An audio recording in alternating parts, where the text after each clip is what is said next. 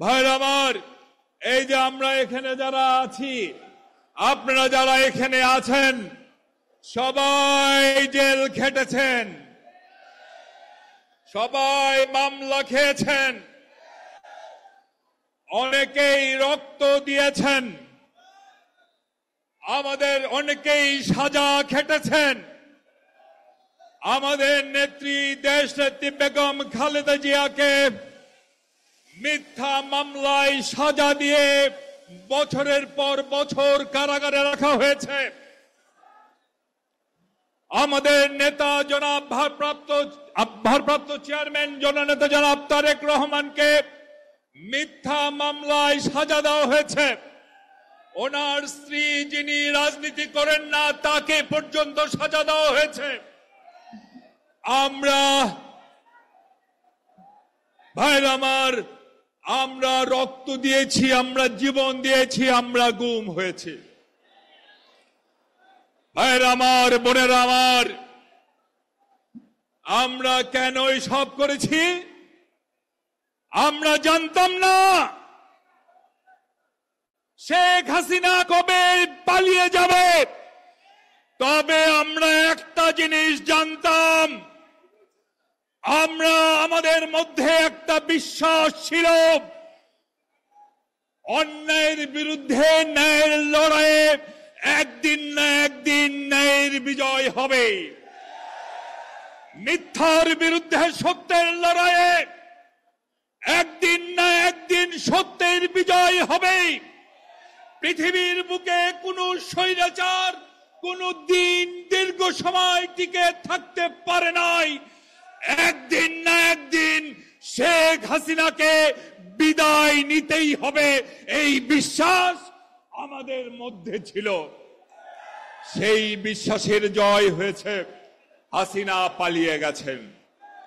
আজকে এখানে লাখো লাখো জনতা, ইউনূস সাহেব দেখে যান, এই ছাত্ররা আপনার কাছে জমা জমি চায় না, টাকা পয়সা চায় না, সহায় সম্পত্তি চায় না। এই ছাত্র ভাইরা অতি দ্রুত জনগণের নির্বাচিত সরকার দেখতে চায়।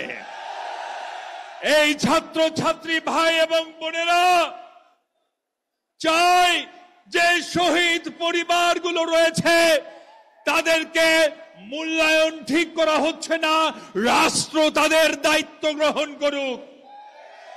এই ছাত্র ছাত্রীরা চায় যারা আমাদের ভাইদের হত্যা করেছে, যারা আমাদের বোনদের হত্যা করেছে, যারা আমাদের গুম করেছে, তাদের বিচার বাংলাদেশের মাটিতে হতে হবে।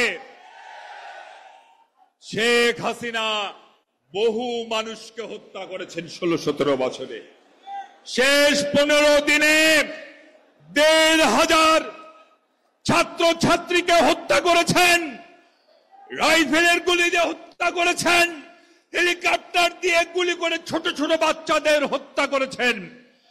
এই কুখ্যাত খুনিকে পৃথিবীর কোন দেশ আশ্রয় দিতে চায় নাই। এই খুনিকে আশ্রয় দিয়েছে পাশের দেশ, যারা নাকি নিজেদের আমাদের বন্ধু বলে দাবি করে। ভাইরা আমার, শুধু আশ্রয় দিয়েই ক্ষান্ত হয় নাই, ওই খুনির মাধ্যমে এই বাংলাদেশে অস্থিরতা সৃষ্টি করছেন, এমনকি ট্রেনিং পর্যন্ত দেওয়াচ্ছেন। আমি ইউনূস সাহেবকে বলতে চাই, ইউনূস সাহেব 7 থেকে আর কয় মাস ক্ষমতায় আছেন, অল্প কয় মাস ক্ষমতায় আছেন, সিনা টান করে ক্ষমতায় থাকুন, কাপুরুষের মতো ক্ষমতায় থাকবেন না। যারা বাংলাদেশে অস্থিরতা সৃষ্টি করতে চায়, বাংলাদেশের বিশৃঙ্খলাকারীদের আশ্রয় দিয়ে তাদের বিরুদ্ধে জাতিসংঘে অভিযোগ উপস্থাপন করুন এবং ওদের জানিয়ে দিন বাংলাদেশ কিন্তু আলোচনার টেবিলে স্বাধীন হয় নাই। বাংলাদেশের কিন্তু কারো করুণায় স্বাধীন হয় নাই। এই বাংলাদেশ শহীদ জিয়ার ঘোষণার মাধ্যমে লড়াই করে স্বাধীন হয়েছে। যদি প্রয়োজন হয় বারবার যুদ্ধ করব, তবু বাংলাদেশে বিন্দেশি দালালদের ঠিকানা আর কখনোই আমরা হতে দেব না ইনশাআল্লাহ।